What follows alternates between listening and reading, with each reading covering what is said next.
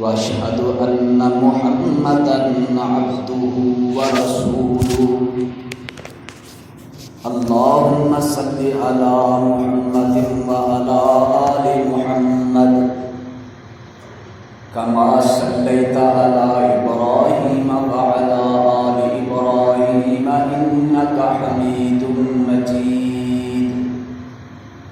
اللهم بارك على محمد وعلى آل محمد كما باركت على إبراهيم وعلى آل إبراهيم إنك حميد مجيد.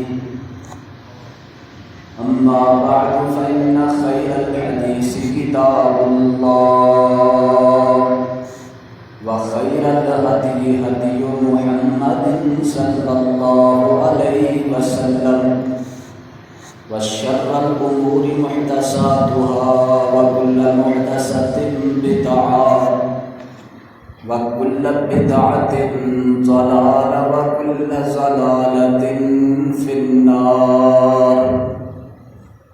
أعوذ بالله من الشيطان الرجيم. بسم الله الرحمن الرحيم. إن الذين تدعون من دون الله عباد أمثالكم فادعوهم فليستجيبوا لكم إن كنتم صادقين. رب اشرح لي صدري ويسر لي أمري واحلل عقدة من لساني يفقهوا قولي.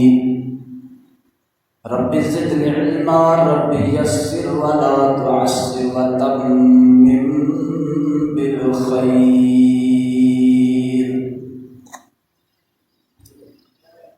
اللہ تعالیٰ کا ارشاد گرامی ہے،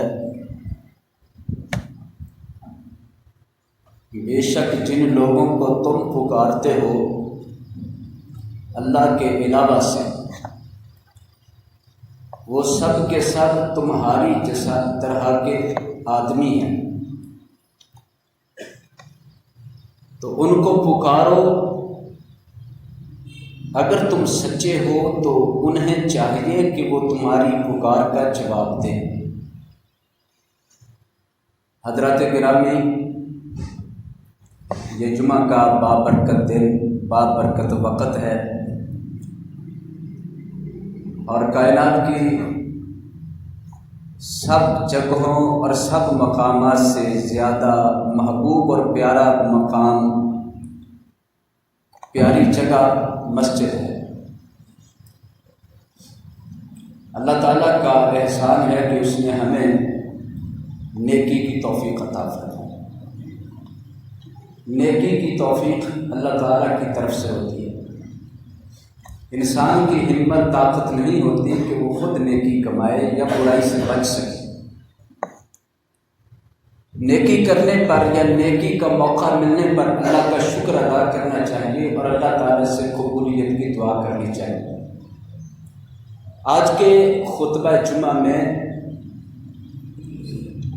اللہ تعالیٰ کی توحید کے حوالے سے اور شرک جیسے عظیم گناہ کے حوالے سے چند گزارشات ہیں. یہ وہ موضوع ہے جس موضوع کو سب نبیوں نے بیان کیا ہے. سب نبیوں نے اس کو اس لیے بیان کیا کہ یہ موضوع بہت زیادہ اہم ہے، اور اس پر سب سے زیادہ خطرہ بھی ہے کہ شیطان یہ چاہتا ہے انسان کا سب سے بڑا اللہ تعالیٰ سے توحید کا تعلق توڑ دیا جائے، اور اللہ تعالیٰ اپنے بندے کے ساتھ توحید کی وجہ سے بڑی ساری محبت فرماتا ہے. حدیث شریف میں ہے کہ اللہ تعالیٰ توحید کی اتنی غیرت رکھتا ہے کہ قیامت کے دن ایک شخص آئے گا جس کے بہت زیادہ گناہ، اتنے گناہ کہ زمین سے لے کر آسمان لیکن ان گناہوں کے اندر ہر طرح کا گناہ ہونے کے باوجود شرک کا گناہ نہیں ہے۔ اللہ تعالیٰ اپنے اس بندے کو فرمائیں گے کہ تیرے گناہوں کے اندر شرک کی آلودگی نہیں ہے، میں نے تیرے سارے گناہ بخش دیے توحید کی برکت سے۔ توحید کی اتنی زیادہ اللہ کے ہاں اہمیت ہے، اتنی زیادہ خیرت ہے کہ توحید کی وجہ سے جو تکلیف آئے، دکھ آئے، پریشانی آئے، انسان برداشت کرے، صبر کرے، اللہ تعالیٰ اس پر بڑا اجر عطا فرماتا ہے اور بڑا راضی ہوتا ہے۔ آج کا مسئلہ یہ ہے کہ تعلیم یافتہ لوگ ہیں، روشن خیالی کا دور ہے، لوگ پڑھے لکھے ہیں، لیکن توحید کی سمجھ اور توحید کا عقیدہ اس سے دوری ہے۔ وہ تعلیم نہیں کہلا سکتی جو اللہ سے دور کرے، وہ تعلیم ہی نہیں جو اللہ کی معرفت نہ دے، وہ علم ہی نہیں ہے جو انسان کو اپنے خالق اور مالک کی پہچان نہ دے۔ قرآن نے تو فرمایا فَاعْلَمْ أَنَّهُ لَا إِلَٰهَ إِلَّا اللَّهُ، اس بات کا علم حاصل کرو، اس بات کو جان لو کہ اللہ کے علاوہ کوئی الہ نہیں۔ اس علم کے آگے دنیا کے سارے علم ہیچ ہو جاتے ہیں، پست ہو جاتے ہیں۔ سب سے بڑی معلومات اور سب سے بڑی دانائی وہ توحید والی ہے کہ انسان اللہ کو پہچانے اور یہ بھی جانے کہ اللہ کے علاوہ کوئی اس کا شریک نہیں، اس کی صفات کے اندر، اس کی ذات کے اندر، اس کے اختیارات کے اندر کسی کا کوئی دخل نہیں ہے۔ سارے نبیوں نے یہ محنت کی ہے۔ نوح علیہ السلام کا قصہ قرآن پاک نے بیان فرمایا، 950 سال انہوں نے یہی بات بیان فرمائی، اللہ کے ساتھ شریک نہ بناؤ، اللہ کے ساتھ ساجی نہ بناؤ، اللہ کے ساتھ حصہ دار نہ بناؤ، اللہ کے ساتھ دوسروں کو برابر کا نہ کرو۔ 950 سال آج تھوڑی سی تکلیف آنے پر لوگ شرک کی طرف بھاگ کے جاتے ہیں، ایسے رستے اختیار کرتے ہیں، ایسے طریقے اختیار کرتے ہیں، ایسے عمل اختیار کرتے ہیں جن کی بنا پر انسان توحید سے فارغ ہو جائے اور پھر شرک کے اندر چلا جائے۔ میرے دوستوں اور بھائیوں، قرآن سب سے بڑی دعوت دیتا ہے، قرآن سب سے بڑی آواز لگاتا ہے، وہ آواز ہے توحید کی۔ توحید سب سے پہلے نمبر پر ہے۔ ارکان اسلام میں پہلا رکن ہی توحید و رسالت۔ صحیح بخاری شریف میں ہے کہ ایک شخص نے رسول اللہ صلی اللہ علیہ وسلم کو راستے میں روکا اور ایک سوال کیا، گزارش کی، اللہ کے حبیب صلی اللہ علیہ وسلم مجھے ایسا عمل بتائیں جو مجھے جنت لے جائے اور جہنم سے میں بچ جاؤں۔ حضور صلی اللہ علیہ وسلم نے 4 عمل بتائے، ان میں سب سے پہلا عمل یہ تھا کہ تو اس بات کی گواہی دے اللہ کے علاوہ کوئی الہ نہیں اور محمد صلی اللہ علیہ وسلم اللہ کے رسول ہے۔ یہ سب سے پہلی بات تھی۔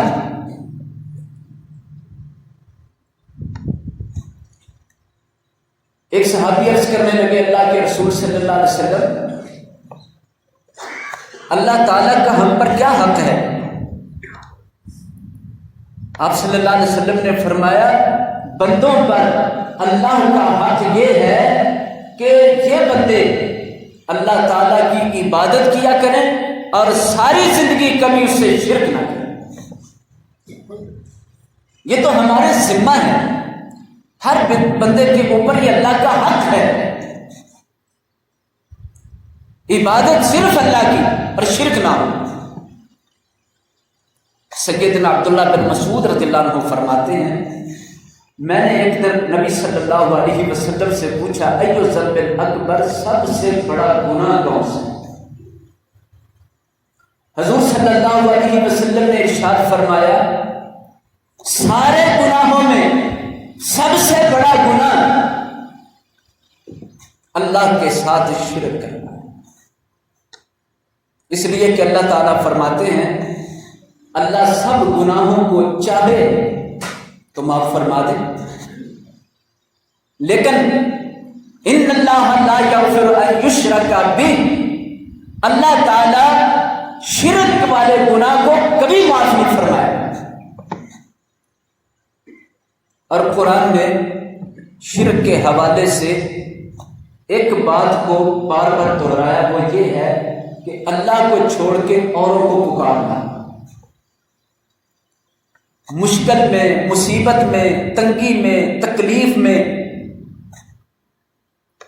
اپنی حاجت میں اللہ کے علاوہ اور ہستیوں کے آگے ہاتھ پھیلانا، جھولی پھیلانا، ان کے آگے جھکنا، ان کے آگے رکوع کرنا، ان کے آگے سجدہ کرتے ہوئے اپنا ماتھا ان کے آگے رکھ دینا، ان سے اپنی منتیں ماننا، نظر نیاز ماننا، اپنی حاجتیں پوری کروانے کے لیے، اپنی مشکل کشائی کرنے کے لیے ایسا کرنا، اللہ تعالیٰ نے قرآن مجید میں اس عمل کو بدترین شرک قرار دیا۔ میں نے آپ کے سامنے سورہ آراف کی 194 نمبر آیت پڑھی، 194 نمبر آیت۔ میرے بھائی یہ کرونا والا وائرس تو کچھ بھی نہیں، یہ دنیا کی زندگی لیتا ہوگا، یہ شرک والا وائرس اتنا خطرناک ہے، یہ انسان کی دنیا کا چین بھی چھین لیتا ہے، آخرت کی زندگی کا سکون بھی برباد کر دیتا ہے۔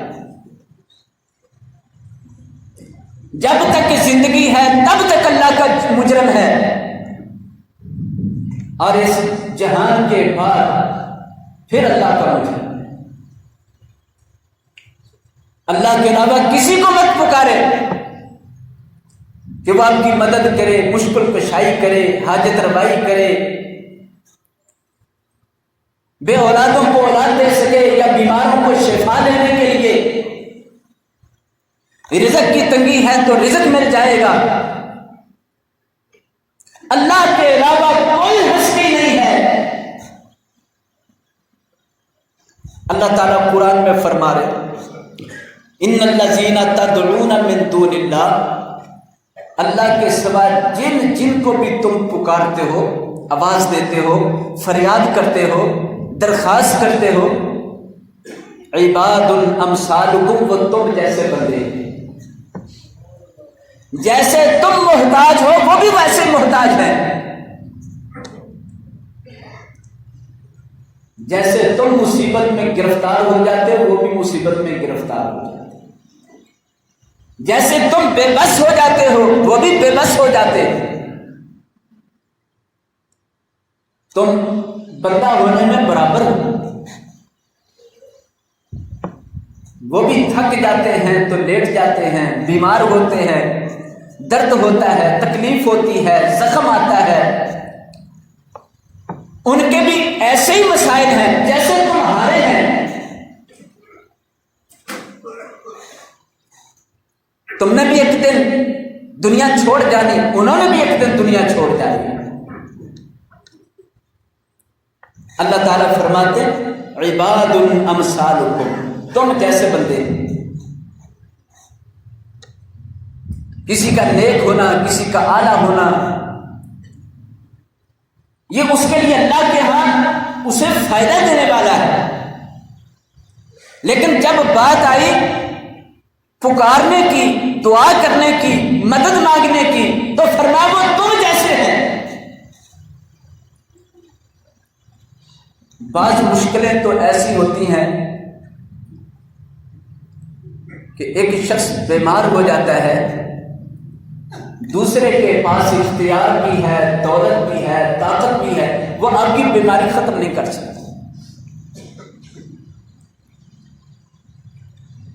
اس وقت وہ بھی بے بس ہے، ادھر بیمار پڑا ہے، گھر کے سارے لوگ جمع ہیں، کوئی کچھ کرنے کے قابل نہیں، اس لیے کہ شفا کا اختیار صرف اللہ کے پاس۔ مدد کرنے کے لیے،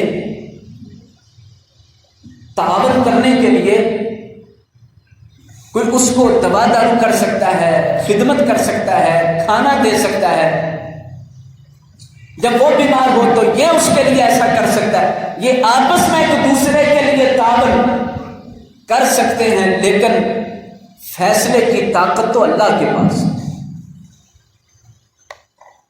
اللہ کو چھوڑ کے اوروں کے پاس اگر ایسا مان لیا تو پھر اللہ تعالیٰ فرماتے ہیں وہ تم جیسے بندے ہیں، تم ان کو پکار رہے ہو تو پکارو، اگر سچے ہو تو ان کو چاہیے وہ تم کو جواب دیا کریں۔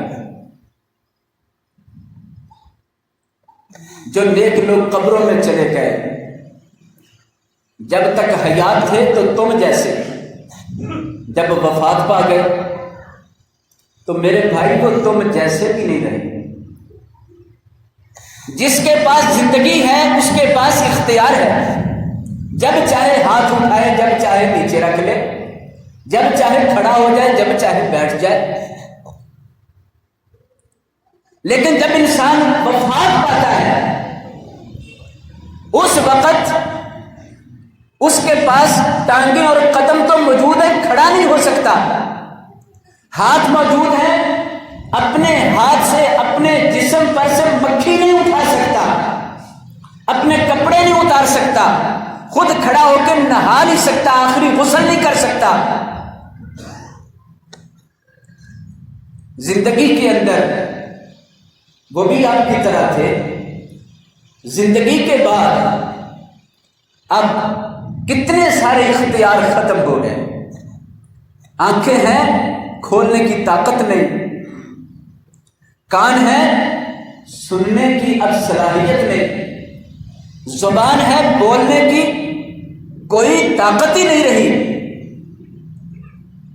سب کچھ موجود ہے لیکن کر کچھ نہیں سکتے۔ پھر کوئی انسان ان کو پکارے کہ ہمیں شفا دے دو، آپ تو اللہ کے بڑے قریبی ہو، ہمارے رزق میں اضافہ کر دو، آپ اللہ سے کروا سکتے ہو، آپ ہمارے لیے یہ کر دو، ہمارے لیے یہ کر دو، ہماری جھولی بھر دو، ہمیں یہ عطا کر دو، ہمیں وہ عطا کر دو۔ میرے بھائی کس کو کہہ رہے ہو؟ اللہ کا قرآن فرما رہا ہے کہ اگر سچے ہو تو ان کو چاہیے تمہاری سن لیتے ہیں تو بول کے جواب بھی دیا کریں، اگر وہ بولیں گے نہیں آگے سے تو سمجھ لو وہ سن بھی نہیں رہے۔ گھر بیٹھے یا سفر میں یا دور دراز وہاں سے کہتے نہیں ہماری سن لیتے۔ قرآن پاک سورۃ الاحقاف 26واں پارہ آغاز ہے اور سورۃ الاحقاف کی 5 نمبر آیت ہے۔ اللہ فرماتے ہیں وَمَنْ أَضَلُّ مِمَّنْ يَدْعُو مِن دُونِ اللَّهِ، اللہ کے علاوہ جن کو تم پکارتے اور فریادیں کرتے ہو، جو ایسا کرتا اس سے بڑا کوئی گمراہ ہی نہیں ہے۔ کتنا عقیدہ غلط ہے، کتنا رستہ غلط ہے، یہ قرآن پاک فرما ہے وَمَنْ أَضَلُّ مِمَّنْ يَدْعُو مِن دُونِ اللَّهِ مَن لَّا يَسْتَجِيبُ لَهُ إِلَى يَوْمِ الْقِيَامَةِ، اسے پکار رہے ہو جو قیامت کے دن تک تمہاری آواز کو سن نہیں سکتے۔ وَهُمْ عَنْ دُعَائِهِمْ غَافِلُونَ، اور وہ ان کی دعا سے، ان کی پکار سے، ان کی فریاد سے بالکل بے خبر ہے۔ قرآن پاک میں ایک مقام پر اللہ فرماتے ہیں اِنَّكَ لَا تُسْمِعُ الْمَوْتَىٰ، پیارے حبیب صلی اللہ علیہ وسلم جو فوت ہو جائے آپ ان کو سنا نہیں سکتے۔ پھر ایک مقام پر فرمایا آپ انہیں نہیں سنا سکتے من فی القبور، جو قبر کے اندر پڑے۔ یہ کیوں کہا قبروں کا ذکر کرتے ہوئے؟ اس امت کے اندر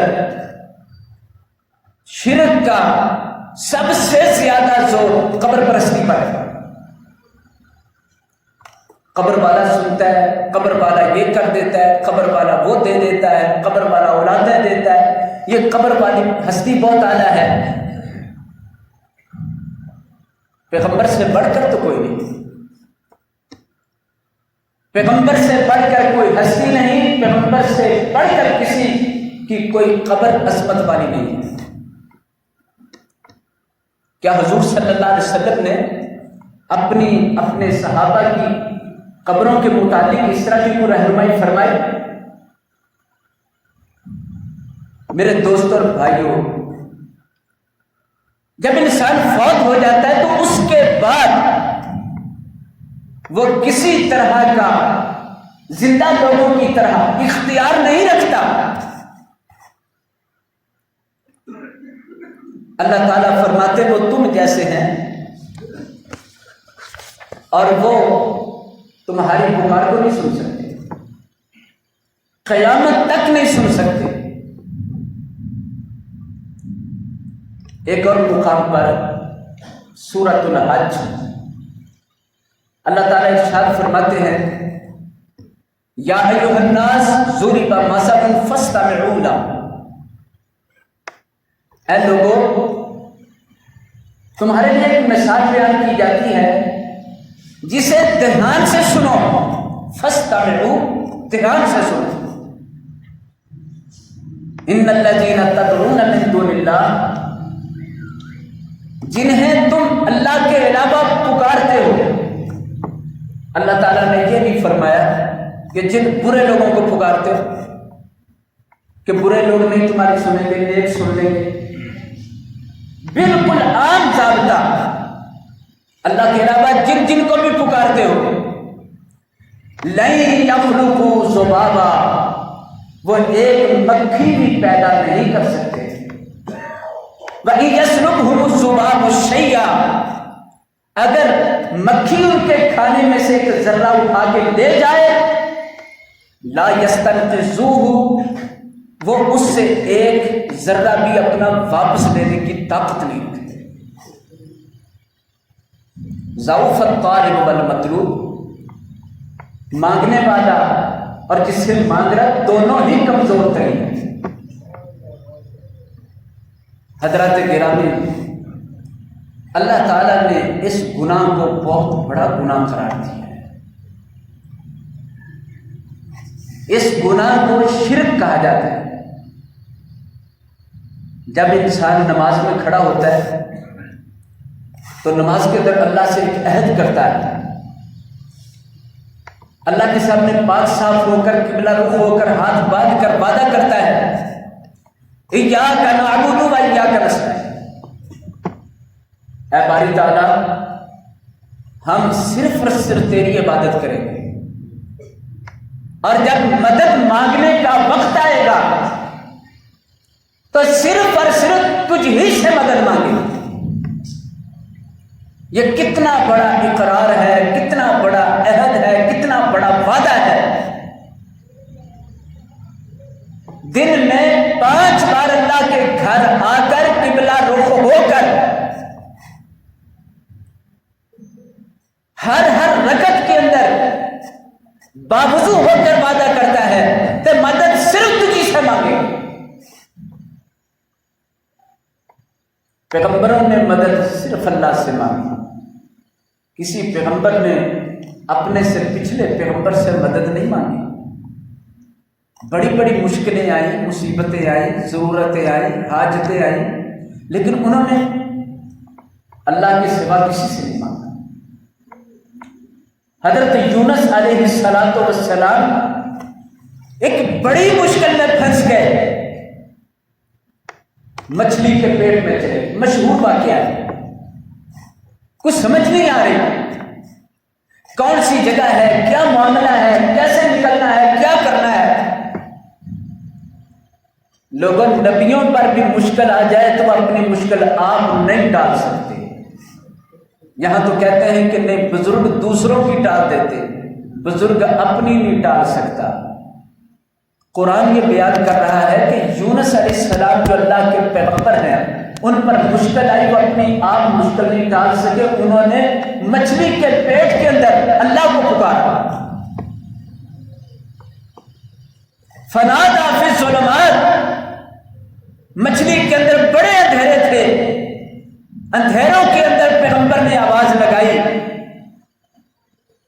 لا الہ الا انت سبحانک انی کنت من الظالمین۔